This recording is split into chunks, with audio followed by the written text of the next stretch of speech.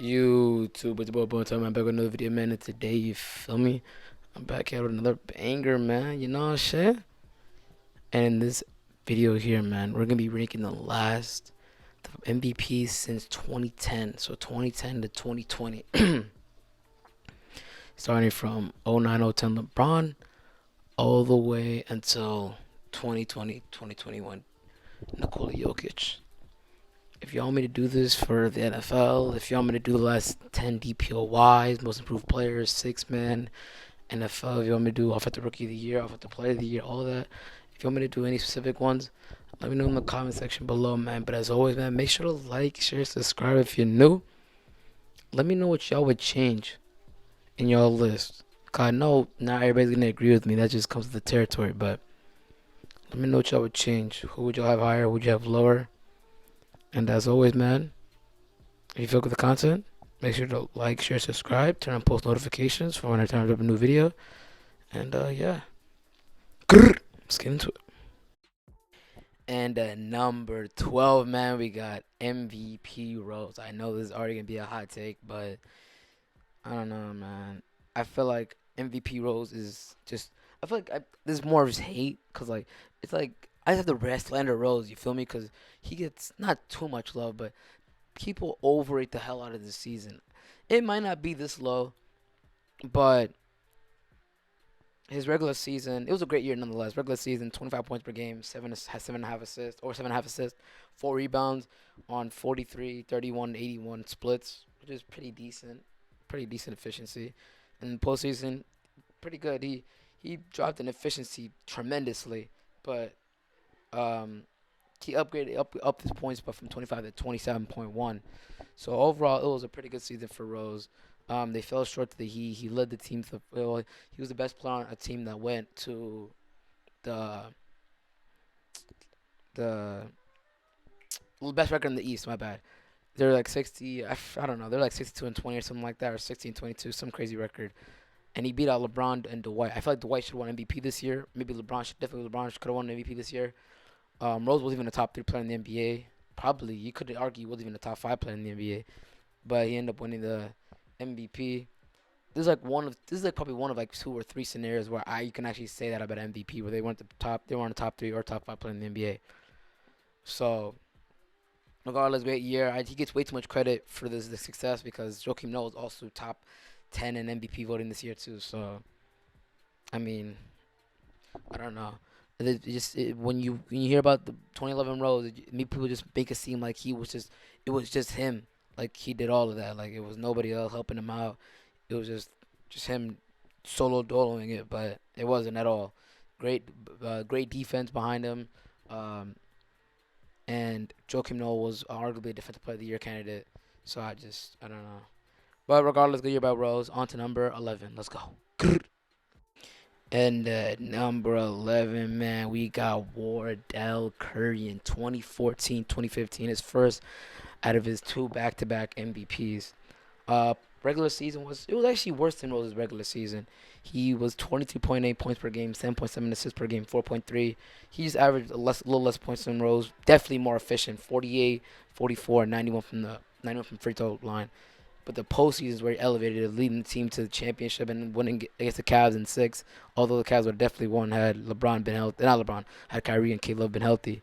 But nonetheless, Curry in that postseason averaged 28.3 points per game, over 6 assists a game, and 5 rebounds on 45% from the field, 42 from three, and 83 from the line. Which 83 from the line is a little off for Curry, but regardless, amazing year by Curry. This is the year Curry really put everybody on the map for real, for real. Like everybody's like, whoa. This is when he starts getting top 10, top 5 combos. This for real, for real. So yeah. Nonetheless, great year by Curry. Finished it off. Should have won Finals MVP. Got robbed of it. But nonetheless, great year though. But without further ado, man, let's get to number 10. And at number 10, we got Yanis Antetokounmpo, man. You feel me? His first out of his 2 MVPs. This year, he averaged 27% points per game, 12.5 rebounds per game, and about 6 assists per game on 57.8% from the field, 25 from three, and 72 from the line. Incredible field goal percentage, but anywhere outside the paint, pretty much he was non-effective. Um, Only thing that really hurts this season for real is playoff drop, bro. He's just this playoff dropper, man. And Giannis just he was okay in the playoffs, but not very good. He had 25 and a half per game in the playoffs, 12.3 rebounds, about 5 assists, 49 from the field, 32 from three, and 63 from the line. 49 from the field is about good for anybody, but when you're a center, pretty much, which he was, which pretty much plays like, you 49% of the field is not very good. That's very bad. So he should have played definitely a little bit better than what he did. Nonetheless, though, great year, great defense, great scoring, great rebounding. It's all of the above. This isn't better than his other years. Other years a little bit farther up because considering MVP and DPOY. But yeah, man, that's gonna do for Giannis. And at number 9, we got Kevin Durant. You feel me? This year, I believe Westbrook only played about half the games. I want to say he played about half the games, so it was like 40. He played like 41, 46 games. Regardless, Durant had to carry the most of his roster for the majority of the year. Averaged 32 points per game, won the scoring title, 5.5 assists, 10.4 rebounds on 50% from the field, 39 from three, and 87 from the line. Uh, Again, another situation where not significant, but postseason drop uh, kind of hurts the case. I understand why though, but you know, postseason drop doesn't it helps. It didn't help his case for being higher, and maybe he just went a little farther in the playoff, leading that team. It probably could have been higher, but postseason still pretty good. About 30 points per game, 3 assists per game, about 9 rebounds per game, 46 from the field, 34.4 from the three, 81 from 81 from the line. Regardless, great year for Durant. Um, he was already a top 3 player in the NBA since I think about 2012, but it's definitely solidified it after this year right here. So yeah, I mean he led the Thunder to a great record in the West. I don't remember who they fell to exactly, but they didn't make it too far into the playoffs. Nonetheless, though, it might have been the Spurs, but nonetheless, great year from Durant. And on to number 8. And at number 8, man, we got LeBron James, man. You feel me? This is LeBron's 2011, 2012 season. And yeah, this is the year they finally broke through, and they won the championship. LeBron himself had a very very good year. So won MVP, all the good stuff. So and this year he was 27.1 points per game, 6.2 assists, 7.9 rebounds on 53.1 from the field, 36.2 from behind the arc, and 77 from the line. In the postseason, they finished first in the Eastern Conference, by the way. And in the postseason, he was 30.3 from 30.3 points per game, 9.7 rebounds, 5.6 assists, 50, 25.9, and 70.9, respectively. But MVP, first team All NBA, championship, all that good shit. So even though it's not even a top 5 people all time for LeBron James, which is just wild. So not even a top. This is barely a top 3 MVP season. This might be his worst MVP season. So regardless, uh, go to LeBron. LeBron's the GOAT, man. But without further ado, man, let's get into number 7. Let's go. And at number 7, man, we got James Harden in the 2017-2018 season. Even though this wasn't even his best year, regardless, Rockets were amazing this year. He was amazing this year. Even though I think this is the first year they got the first year they had CP3, and when everybody thought that this wouldn't work, and I mean they won 65 games, had the best record in the NBA. So I mean, hey, Harden averages 30.4 points per game, 5.4 rebounds, 8.8 assists on 45 from the field, 36.7 from the three, and 85.8 from the free throw line. Postseason 28.6, 5.2 rebounds, 6.8 assists, 41 from the field, 30 from three, 88% from the line. They fell to the Warriors in 7. They fell from the Warriors in 7 games. Heartbreaking fashion, missed 27 threes. Had they made 3, 4 of those, they probably win that game, go to the finals. And if Harden win his first, I mean, who knows what would happen if Harden would have won a ring. But man, very was that way to go out. They were up 3-2 and they choked it. But it was Warriors. That Warriors team was one of the greatest ever. So I can't really hate too much on that. That Warriors, the greatest, probably the greatest offensive team built. Curry, Durant, two the greatest offensive duo ever. Like, hey man, I can't really blame too much Harden for that. Even though he didn't play well and he didn't play extremely well in that series, you got to give him credit for carrying that team when CP3 was out for majority of the year, Eric Gordon out for a little bit of the year, Capella out for a little bit of the year, but left for the man. Let's get to number 6. And number 6, you feel me? We got Yanis Antetokounmpo, man, again. Um, this was his 2020 campaign, bubble campaign. 29.5 points per game, 13 over 13.5 rebounds per game, 5 over 5.5 assists per game, on 55% shooting from the field, 30 from the three, and 63 from the line, which is pretty pathetic. But Bucks were the best team in the East. Although a high seed in the East, I believe they're for number 1 team in the East.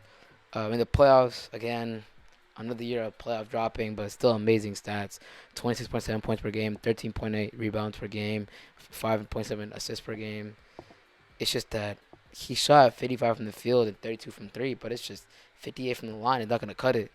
The reason why the playoff dropping didn't necessarily hurt him nearly as bad as it did for the last case because he also won Defensive Player of the Year on top of that. Both of these MVPs are questionable.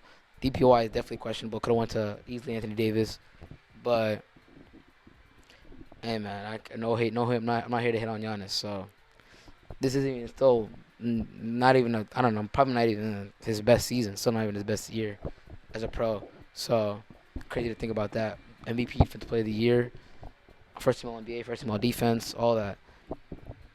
Regardless of the fact, he was probably the best. He was like the second best defender. If he's doing the first defender, best defender in the NBA, definitely top 2. But yeah, man, that's gonna do it for Giannis, man. And without further ado, man, let's get into number 5. Let's go. And then number 5, man, we got Nikola Jokic. You feel me? From his last year campaign. 26.4 points per game, 10.3 rebounds, 8.4 assists on 56.6 from the field, 38 behind the arc, 86% from the line. Amazing year. Greatest playmaking year from a center of all time. Definitely greatest assist numbers and passing from a big man of all time, easily. But arguably the greatest playmaking year from a big man of all time. Nonetheless, he for after Jamal Murray went down, took that Nuggets team to the second round, where they lost to the eventual representative of the Western Conference Finals. But he still had a game where he had like 30, 20, and 10. Nuggets were like the 5th seed in the league, which was pretty good for the Western Conference, 4th, 5th seed. In the playoffs, he averaged 29.6 points per game, 11.6 rebounds per game, 5 assists on 50%, almost about 51% from the field, 37.7 behind the arc, and 83.6.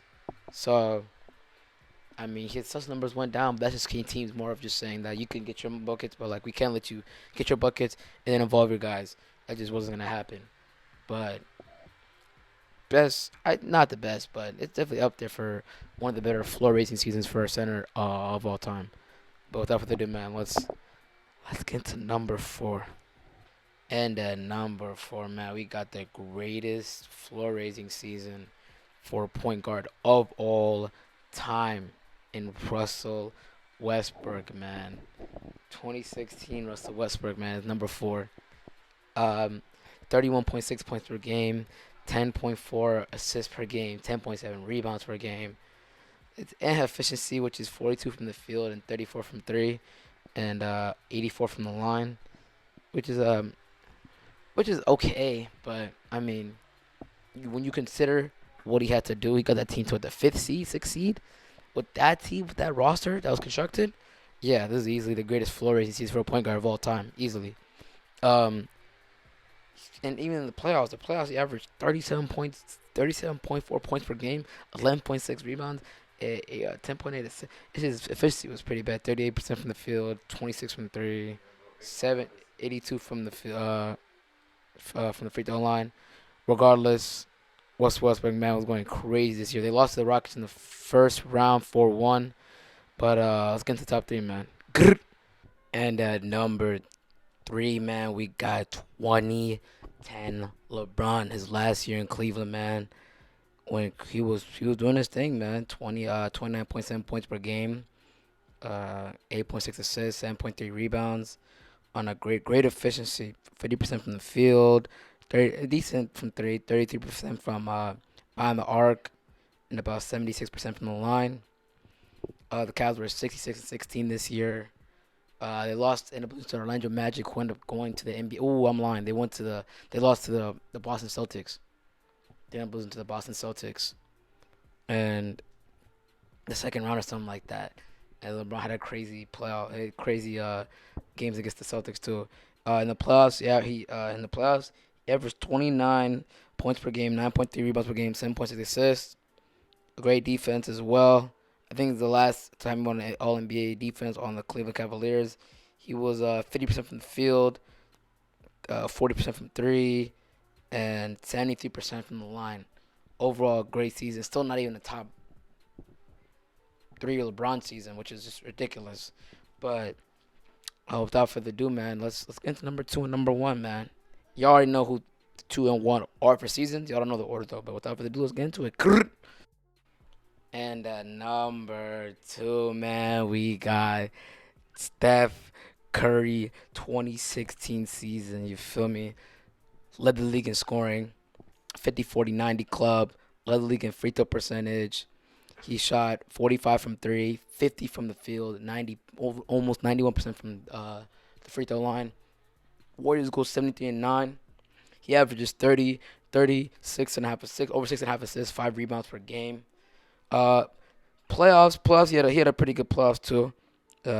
He was 25 points per game, 5.5 rebounds, 5.2 assists. Probably the only reason why what holds him back for real in um for him being number one.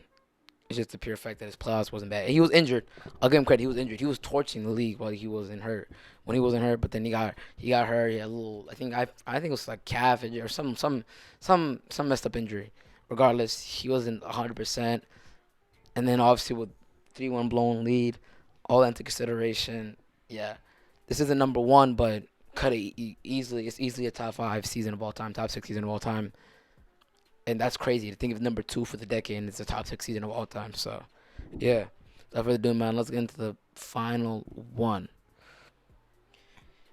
And number one, we got LeBron James 2012-2013 season.